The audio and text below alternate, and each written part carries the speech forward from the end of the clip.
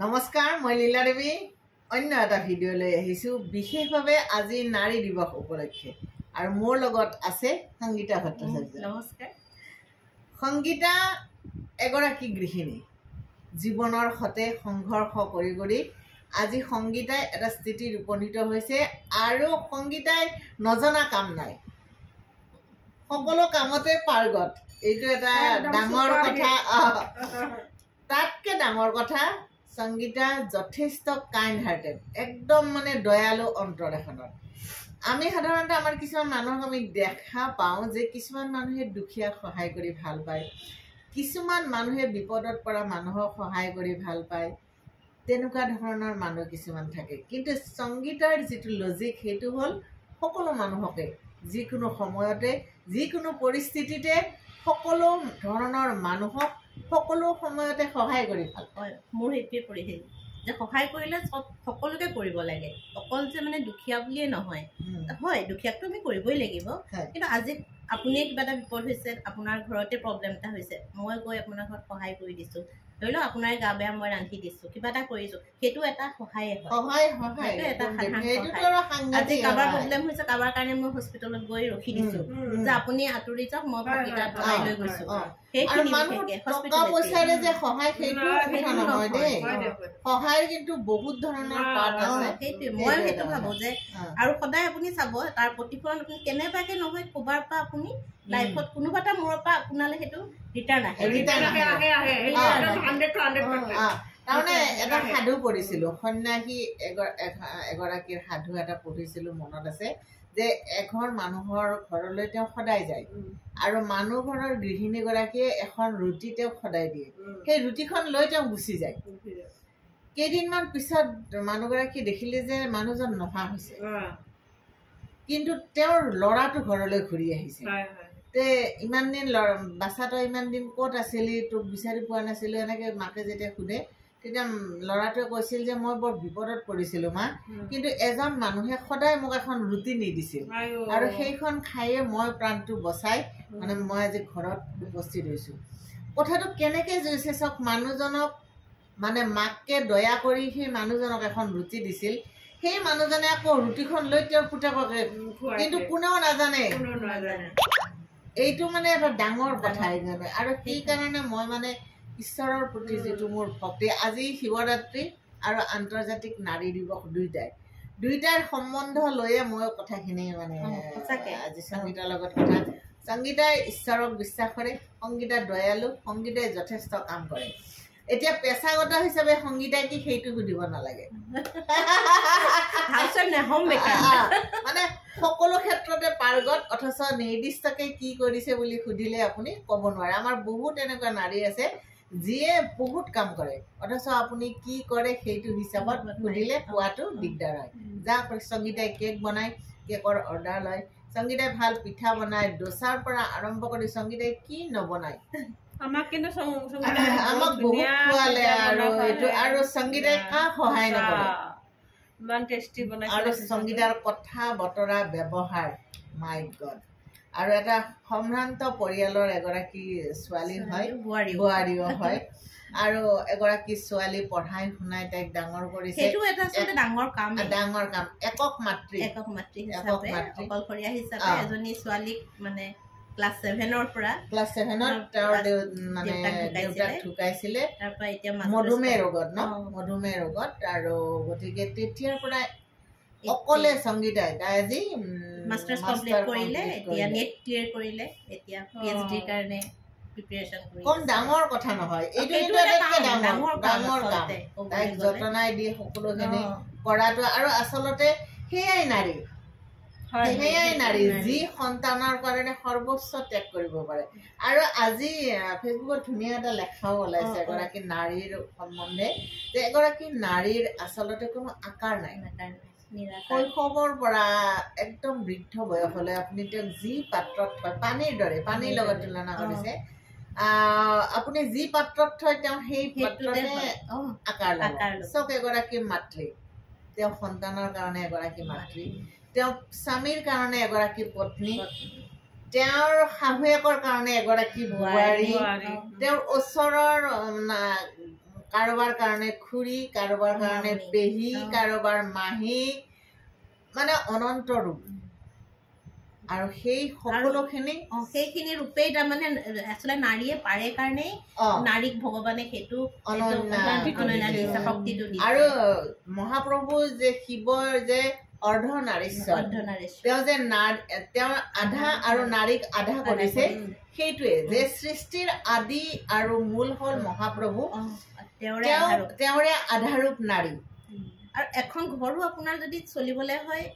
এখন ঘৰ গাড়ী বুলিয়ে কৈছো, দুটা চকাটো সমানেই লাগিব, হাজবেণ্ডৰ এটা ৱাইফৰ, দুখন যদি সমানে নচলে সেই ঘৰ ভাঙি যাব। সেইটো কাকো মানে ক'ব নোৱাৰি যে অকল ছোৱালী হেৰি কৰিছে, দুইটাৰে সমানে গলেহে এখন সংসাৰ বা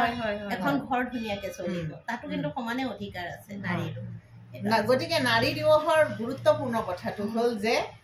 এখন ঘৰৰ পৰা এগৰাকী নাৰীৰ যাত্ৰা আৰম্ভ হৈ যায়। ঘৰখন কিমান সংস্কাৰী সেই কথাটো তেওঁ নাৰীগৰাকীৰ জীৱনতো কিন্তু প্ৰভাৱ পৰে, হয় নে নহয়? আমি আজি সামাজিক ক্ষেত্ৰখনত সেই কথাটো লক্ষ্য কৰি আহিছো। আপোনাৰ সংস্কাৰী ঘৰ এখনৰ পৰা ওলাই অহা ল'ৰা ছোৱালীবিলাক সমাজখনকো সংস্কাৰী কৰি তুলিব। সেইটো কাৰণে মেইন ঘৰখনেই আদি মানে যিখন স্কুল বুলি কয় ন, পাঠশালা যিখন প্ৰথমখন একচুৱেলি ঘৰখনেই পঢ়াৰ শিক্ষাৰ প্ৰথম কঠীয়াতলী বুলি কয় সেইখনেই। সেইকাৰণে আচলতে তাতেই শিশুটি ৰোপণ হয় ন, মানে ওলাই। তাৰপিছৰ পৰা তেওঁক আগবঢ়াই নিয়াটো কিন্তু নাৰীৰে। যদিও কয় যে ভাল ৰিজাল্ট কৰিলে কি হয়, কিন্তু তাৰ বেকত সদায় মাকেই থাকিব, কাৰণ দেউতাকেতো উপায়ো নাই, দেউতাকৰ ইনকম কৰিব, ঘটিব, আহিব, দেউতাকৰ এটা ৰোল থাকে। আগৰ দিনত সেইটোৱে আছিলে ন, নাৰীয়ে গোটেই ঘৰটো। কিন্তু আজিকালি সেইটো ক'ব নোৱাৰি, আজিকালি সমানে ওলাই যায়, মানুহগৰাকীও সমানে ওলাই যায়। কোনটো দিশত নাই, চব দিশতেতো নাৰী আৰু যাব লগা হৈছে। আৰ্থিকভাৱে আজি প্ৰত্যেক গৰাকীয়ে নাৰীয়ে স্বাৱলম্বী হ'বই লাগিব, কাৰণ সমাজ ব্যৱস্থা এতিয়া চলাবই নোৱাৰে ঘৰ এখন আজিকালি এজনে অকল। ভালকে চলাবলৈ হলে দুইজন মানুহৰে সমান কন্ট্ৰিবিউট থাকিবই লাগিব, ফাইনেন্সিয়েলিয়ে হওক হেৰিয়ে হওক। সেইটো কিন্তু সঁচাকে কৰিব লাগিব, কাৰণ আজি এৰোপ্লেন চলোৱাৰ পৰা আকাশত মহাকাশ যোৱালৈকে নাৰীয়েতো একো কামতে পিছ পৰি থকা নাই। আৰু ঘৰখনৰ পৰা অনুপ্ৰাণিত হ'ব লাগিব সেই কথা। সেইটোৱে আহি আকৌ ঘৰখনো চম্ভালে। আৰু সেইটো কথা চাওক, চাকৰিয়াল মহিলা এগৰাকী ঘৰখনৰ সকলো কাম কৰি তেওঁ চাকৰি যায়, আহি আকৌ কামত লাগি যায়। সেইটোৱে মানে কৰিব, মানে কি কৰিবই লাগিব নহয়, সেইটো অট'মেটিক হৈ যায়। এগৰাকী মহিলাই খুব সুন্দৰ কথা এটা কৈছিল যে মই মোৰ ছোৱালীজনীক ঘৰুৱা কাম যেনেকে শিকাইছো, মোৰ ল'ৰাটোকো শিকাইছো।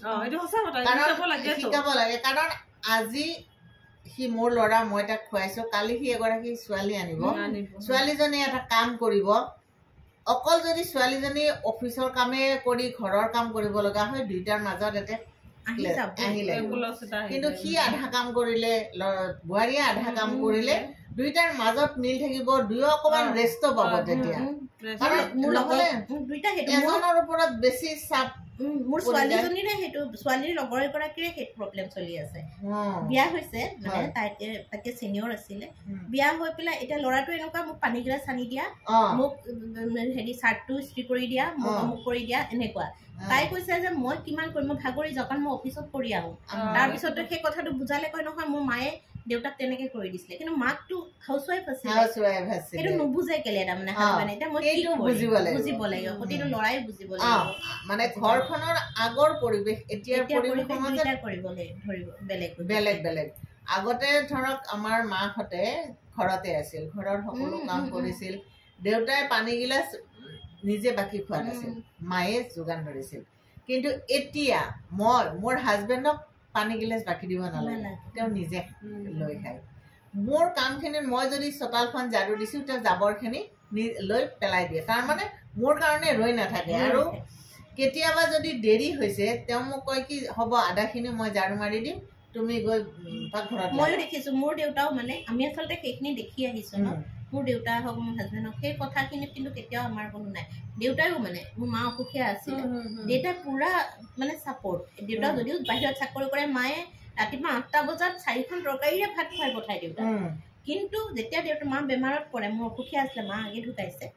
কিন্তু দেউতাই সমানে আমাক এটা স্কুল পঠোৱালৈকে ৰাতিপুৱা চাহ কাপ ৰুটিখন দেউতাই নিজে কৰি খাই গুচি যায় কোনো দিন মানে সেই তেতিয়াৰ যুগত দেউতাহঁতৰ মানে 65তে দেউতাহঁতৰ বিয়া হোৱা দিন আৰু দেউতা এনেকুৱা আছিলে মোৰ সেইটো এটা অনুপ্ৰাণিত যে মোৰ মাক গ্ৰেজুৱেট কৰিহে দিছিলে বিয়াৰ পিছত মাই বিবৰৰ পৰা গ্ৰেজুৱেশ্যন লৈছে মাই বিবৰৰ কথা দেউতাই কৈছে তুমি গ্ৰেজুৱেট হ'বই লাগিব তাৰপিছতহে আমাৰ সন্তান মানে বাইদেউ আহিছে বা আমাৰ জীৱনলৈ দেউতাহঁতৰ কাৰণ প্ৰথম মাক গ্ৰেজুৱেশ্যন কৰিছে গতিকে সন্তানক শিক্ষা দীক্ষাৰে শিক্ষিত কৰিব লাগিব তাৰ লগতে ঘৰুৱা কাম বনতো মানে আৰু সংসাৰখন এৰা ধৰাৰ মাজত চলিব কিছুমান চাবচোন মাইক বিলাকে ল'ৰাটো সেইটো এতিয়াও আছে ল'ৰাক কাম কৰিব নিদিয়ে ছোৱালীজনীক কাম কৰিব নিদিয়ে সেইটো মানে এতিয়াও আছে সেইগৰাকী ফেচবুকত মাজে মাজে এই সম্বন্ধে পোষ্ট কেইটামান আহে এগৰাকী মানে নাৰীয়ে খুব দুখ লগাকে সেইদিনা পোষ্ট এটা দিছে যে কিয় এই বৈষম্য সকলো কাম কিয় নাৰীগৰাকীয়ে কৰিব লাগে কিয় নালাগে পুৰুষে কিয় নালাগে আৰু আজিকালি বহুত শাহুৱেকে এতিয়াও কয় যে ল'ৰাটোৱে যদি কাম কৰে বোৱাৰীয়েকক গালি পাৰে যে মোৰ ল'ৰাটোক বোৱাৰী কিন্তু জোৱায়েকে কাম কৰিলে কিন্তু বা আমাৰ জোৱাই বহুত ভাল ছোৱালীজনীক ভালকে ৰাখিছে এই ধৰণৰ বৈষম্যটো থাকিব নালাগে আজিকালি সোসাইটিত সেইটো অলপ কমিছে দেই যিমান দেখা পাইছো পঢ়া শুনাৰ লগে লগে এই সোশ্যাল মিডিয়ায়ো মানুহক অলপ এটোৰ পৰা অনুপ্ৰাণিত কৰিছে মানে কমিছে আজিকালি মানুহে বুজি পোৱা হৈছে বিশেষকৈ শাহুৱেকবিলাকে বুজি পোৱা হৈছে আৰু সেইদিনাখন এগৰাকী ধুনীয়া এটা কথা ক'লে যে আগতে শাহুৱেকে মানে যি কৈছিল বোৱাৰীয়েকে শুনিছিল আজিকালি বোৱাৰীয়েকে যি কয় শাহুৱেকে শুনে এইটো সঁচা কথা তাৰমানে আগতে এইটো এটা চেঞ্জ এটা আহিছে আগতে ঘৰখনত বোৱাৰীগৰাকীয়ে সব মানুহৰ লগত গোটেই পৰিয়ালটোৰ লগত এডজাষ্ট হৈছিল আৰু আজিকালি পৰিয়ালটোৱে কিন্তু বোৱাৰীৰ লগত এডজাষ্ট হৈছে এইটো এটা ডাঙৰ এটা পৰিৱৰ্তন আহিছে আৰু ভাল কথা গতিকে বোৱাৰীগৰাকীও সবৰে লগত মিলি জুলি থাকিব লাগে কিয় ইমান ক্ষণভংগুৰ হ'ব লাগে জীৱনবিলাক হয় নে নহয় সাংসাৰিক জীৱন সাংসাৰিক বান্ধন আৰু এটা কথাৰ মই সদায় বিৰোধিতা কৰোঁ সেইটো হ'ল বিয়াৰ আগত ৰিলেশ্যনটো ফিজিকেল ৰিলেশ্যন বিয়াৰ আগত কেতিয়াও হ'ব নালাগে কাৰণ আমাৰ বিয়াখন ইমান পবিত্ৰ ইমান মন্ত্ৰ ইমান মানুহৰ প্ৰাৰ্থনা আশীৰ্বাদ লৈ এখন বিয়া হয় আৰু বিয়াৰ আগত ৰিলেশ্যনটো হ'লে সম্পৰ্কবোৰ কাৰণ তাহাঁতৰ মাজত এটা সন্দেহ হয় যে মোৰ লগত যদি সম্পৰ্ক কৰিছিলা তুমি আৰু কাৰ লগত কৰা নাই দুইটাৰ মাজত দুইটাকে সন্দেহ কৰে এনেকুৱা বহুত দেখিছো যিবিলাকে সন্দেহ কৰি সংসাৰখন ভাঙি পেলাই গতিকে পবিত্ৰ বস্তু এটা পবিত্ৰ সম্পৰ্ক এটা পবিত্ৰ কৰিয়ে ৰাখক আমাৰ সংস্কাৰী সমাজ এখন অসমীয়া সমাজখন অত্যন্ত সংস্কাৰী আধ্যাত্মিক মানে ভাৱনাৰে পৰিপূৰ্ণ আৰু ইয়াত আমাৰ নাৰীক সন্মান দিয়া আমাৰ অসমত আমাৰ অসমীয়া সমাজত নাৰীক ইমান সন্মান দিয়া হয় সেইটো কিন্তু বাহিৰত তেনেকুৱা দেখা নাই মই নিজে এগৰাকী মোৰ হাজবেণ্ড ঢুকুৱা আছে 11 বছৰ হ'ল কিন্তু মোক মানে মোৰ শহুৰৰ ঘৰে হওক মোৰ মাৰ ঘৰে হওক চবেই মোক সেই তেনেকে ৰাখা নাই মোক ছোৱালী নিচিনাকে ৰাখিছে যে তই বগা কাপোৰ পিন্ধি থাক বা মোক তেনেকুৱা নহয় তাই মোৰ দেখা হোতে মোক মানে হেৰিহে কৰিছে অনুপ্ৰাণিত যে তুমি সেইটো নহয় তুমি ছোৱালীজনীক ডাঙৰ কৰিব লাগিব না তুমি এটা ভাঙি গ'লে নহ'ব বহুত এইটো কিন্তু মই সংগীতৰ পৰিয়ালক ধন্যবাদ দিলো বহুত উৎসাহ ভাল লাগিল ধুনীয়াকে ৰাখি কিন্তু বহুতে দুখ কৰে বহুত পৰিয়ালত আকৌ মানে বিধৱা হোৱাৰ পিছত বহুত অত্যাচাৰ কৰে নিয়ম এটা হেনে মই মানে বস্তুবোৰ চুবলৈ যোৱা নাই কৰি দিছো সব কিন্তু নাই মানে ভাইটি মামী হওক মামীৰ ভনীয়েক হওক কেলে তুমি যদি ইমানখিনি কৰিছা তুমি বিয়াখনৰ সমস্ত কাম তাই কৰিছে বিয়াৰ বজাৰ কৰিছে মানুহ নিমন্ত্ৰণ কৰিছে বিয়াৰ সকলো আয়োজন কৰাৰ পিছত বিয়াৰ জোৰণা বস্তুখিনি চুব নাপায় বুলি কিয় মানি ল'ব এইটো কথাই নহয় আৰু তুমিয়ে কৰিবা কেলে নকৰিবা মোৰ নিজৰ বেয়া লাগিছে মই নাই কৰা যিকেইটা কাম ধৰি লওক মই নকৰিলেও হৈ যায় বেলেগ পাৰে সেইখিনি মই আঁতৰি আছো কিন্তু তাৰ নাই মানা তাতে মানে কিয় নকৰিবা তুমি কৰিবই লাগিব সেই বস্তুটো কিন্তু আজিকালি সমাজে একদম মোৰ মানে বহুত ভাল লাগিছে যে বহুত বেলেগ হৈ গৈছে কইনা ঘৰেও মানে কেলে আপুনি ইমানখিনি কৰিছে আপুনি কেলে নকৰিব মোৰ বহুত তাহাঁতি ভয় কৰা নাই যে এগৰাকী বিধৱা মানুহে কিবা এটা চুলে বেয়া হ'ব সেইটো কিন্তু নাই হোৱা দেই মনৰ হেৰিত উদাৰতাটোৱে ডাঙৰ কথা আচলতে আপোনাৰ আজিকালি সেই বস্তুটো কমিছে সেইটো আজিকালিতো মাকে সম্পৰ্দানো দিয়ে মানে দেখিছো মানে দেউতাক নাথাকিলে মাকে কয় যে বহুতৰ তেনেকুৱা শুনিছো মই দেই আৰু এখন বিয়া মই দেখিছো ফেচবুকতে মাকে কেলে তুমি যদি আমাৰতো মা কেনে ওলাই নাহে কিন্তু মানে আজি কৈছে যে কেলে নকৰিবা তুমি যদি নাঙনি হয় তুমিয়ে সম্প্ৰদান কৰিবা কৰিছে মানে কি হৈছে সমাজ চেঞ্জ হৈছে ন নাৰী যদি নাৰীয়ে ইমানখিনি কৰিব পাৰে এই কামটো কেলে ভালখিনি চেঞ্জ হওক সেইটো আমি সদায় বিচাৰো ভালখিনি চেঞ্জ হওক মাকৰ ইমান কষ্ট ইমান ত্যাগ তেওঁ সদবা হওক তেওঁ বিধৱা হওক কিন্তু সেই দায়িত্ব মাককে দিব লাগে আৰু মাকেও জানে ন কোনখিনি কৰিব লাগে নালাগে সদায় এগৰাকী মানুহে এগৰাকী মেচিয়ৰ মানুহে চবেই জানে যে কোনটো মই কৰিলে ভাল হ'ব কোনটো নহয় ইমানখিনিলৈকেতো চবেই আজিকালি জানে নিজে আঁতৰি আহে লাহেকে কিন্তু সমাজে যদি আপোনাক কৈ পেলাই কৰিবলৈ হয় এই তুমি নেযাবা সেইটো বহুত দুখ লাগে কিন্তু বহুত মানুহৰ বেয়া হয় সেইকাৰণে আজিকালি সমাজ ব্যৱস্থাত সেইটো নাইকিয়াই হৈ আহিছে লাহেকে কমি আহিছে বহুতখিনি ভাল হৈছে আমাৰ অসমীয়া সমাজত বিশেষকে মই বেলেগৰ কথা বাৰু ইমান গম নাপাওঁ বহুতখিনি কিন্তু সেইটো বস্তু কমি আহিছে মোৰ কাৰণ আমাৰ ব্ৰাহ্মণ সমাজত আগত বহুত নিয়ম আছে কিন্তু এতিয়া আপুনি বৃন্দাবন গলে দুখ লাগিব তাত সেই বিধৱাবোৰ দেখিলে আপোনাৰ দুখ লাগে তাহাঁতি যেনেকুৱা এটা মানে এটা বেয়া অৱস্থাত আছে একদম সৰুতে যিবোৰ বাল্য বিবাহৰ হেৰি সেইখিনি নাৰীকহে আচলতে আমি নাৰী দিৱসত উলিয়াই আনিব লাগে এইবাৰ নাৰী দিৱসত এটা ভাল কৰিছে যে মহিলাৰ ওপৰত ইনভেষ্ট আৰু মহিলাসকলক আৰু এইবাৰ ঠায়ে ঠায়ে কি কৰিছে বহুত পাই আছো ফেচবুকত ঠায়ে ঠায়ে মহিলাই উৎপাদন কৰা বস্তুৰ মেলা সেইটো বেয়া কথা নহয় ভালে কথা মহিলাই নিজ হাতে কৰা কিন্তু মই এটা কথা কিন্তু মই লক্ষ্য কৰিছো যে সেইদিনাখন আপোনালোকৰ দাদা এজনেও মোক সেই কথাটো ক'লে যে মহিলাই উৎপাদন কৰা বস্তু বুলি কিন্তু আমাৰ বহুতে মহিলাই বাহিৰৰ পৰা অনা বস্তু বিক্ৰী কৰিছে এইটো কিন্তু বেয়া কথা আমাৰ মহিলাখিনিক